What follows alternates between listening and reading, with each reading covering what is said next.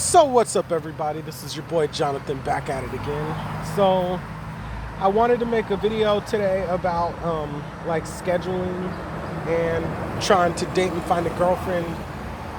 You know, so basically, there's a lot of dating coaches that will tell you, okay, so on weeknights you go out to the bar and the club, and then Friday night, Saturday, you go and hit the club.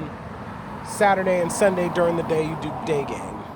The problem with that is that people have really bad rotten schedules. Like a lot of people don't have a good schedule like that. So you may work at night, so you can only do game in the daytime on a weekday, and then people are going to be looking at you like, don't you have a job, or don't you have school or something productive to do? So it's going to make you look bad. And a lot of people, they just have different schedules at night, meaning like they get off of work at different late hours in the evening, and then they have to be in bed by a certain time, so like they only get a small couple of hours to really do anything before they have to go home and get in bed. And then on top of that, different times of the evening has different activities and different demographics of people, so it gets really complicated. And then, what if you can't take weekends off to, go out and do any day game or go out to the club? A lot of people work on weekends. So that's what I'm going to try to talk to you about. The first thing, like if you have to do day game during the week because you have no more options, the first thing is basically dress like you have a job, basic collared shirt, basic jeans or basic pants, basic shoes, right? The second thing you're going to do is do career development stuff, right? You want to do career development stuff, meaning like you can go to a college campus and they have alumni services that'll help you find a better job.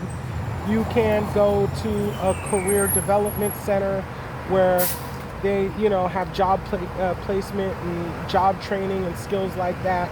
And also you can go do some volunteer work.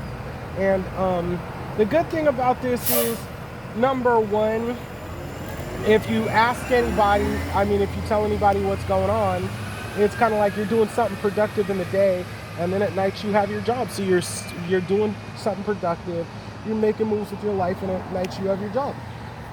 The second thing is all these things are like in high traffic areas.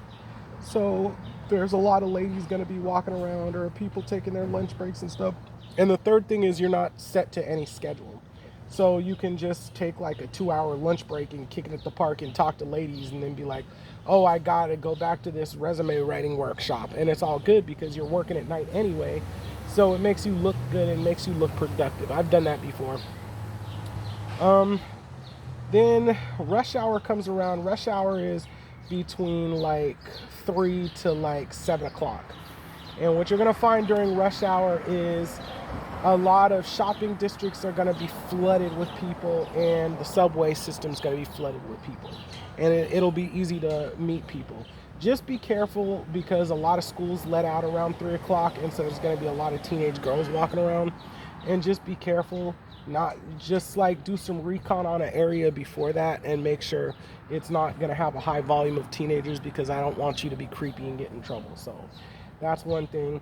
And when you do that, you do your basic blenders. Like you go buy a soda, you just walk around, do window shopping, maybe you go to Walgreens, buy some deodorant or a toothbrush, just so you look like you're doing something, go to the dollar store, whatever. You do basic blenders, and you can, that way people don't think you're the creepy guy just walking around talking to girls. So after that, between 6:30 and about 9 o'clock, that's when everybody has structured activities. And structured activities, there's a measurement for structured activities. It's called the category system. It's either category 1, 2, 3, or 4. And it's like the hurricane system. So basically the way you measure it is how much obstacles and how much logistical stuff do you have to go through to actually meet a girl. Like for instance, category 1 would be like your basic singles event. There's no obstacles and there's no logistics to meeting anybody at a singles event. You just go, there's a girl, you talk to her.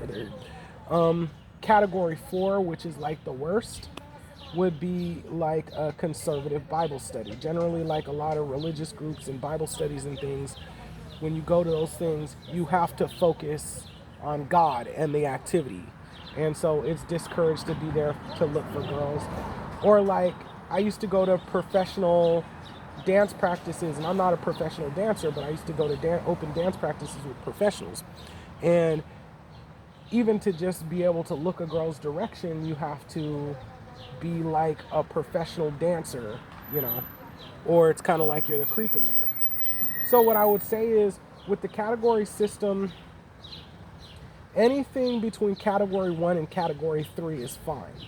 And you can't pick and choose between category 1 and 3, because a lot of times you're going to be in cities where they have limited resources or whatever.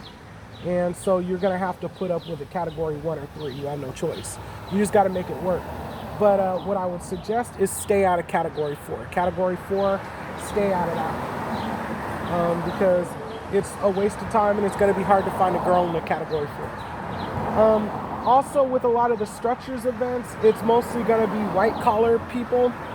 So what you want to do is, like I said, dress like you have a job and use proper English so that people see you and, you know, it seems like you're on the same socioeconomic or educational level as them.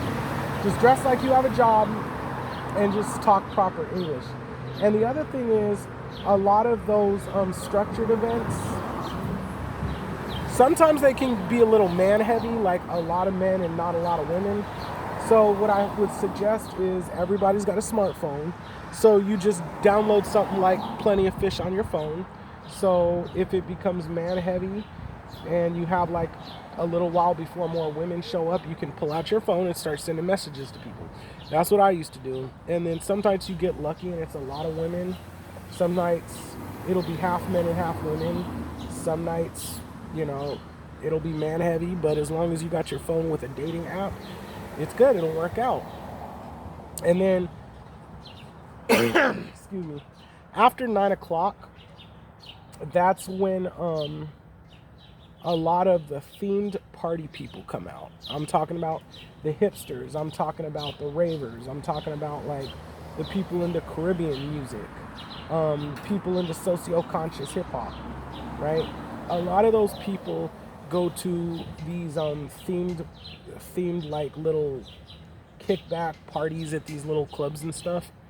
And what you're gonna find is if you go to those places, use those as a confidence run, because a lot of people who go to those things, they're gonna be young, maybe college students, or maybe older white collar people. But a lot of those people aren't going to be waking up to go to work the next day. They're kind of like more immature and more just younger and basically scraping by. And so you should use those places at a confidence run. You shouldn't use those places as the way to find a girl that you're going to get with. Just use that place to build confidence. So I hope that helped you out with the scheduling. And like, yeah, you don't need to, rely only on the weekends to be able to go talk to women, or you don't need to rely on the best schedule. You can make things work. So I'm your boy Jonathan. I'm out, y'all. Peace.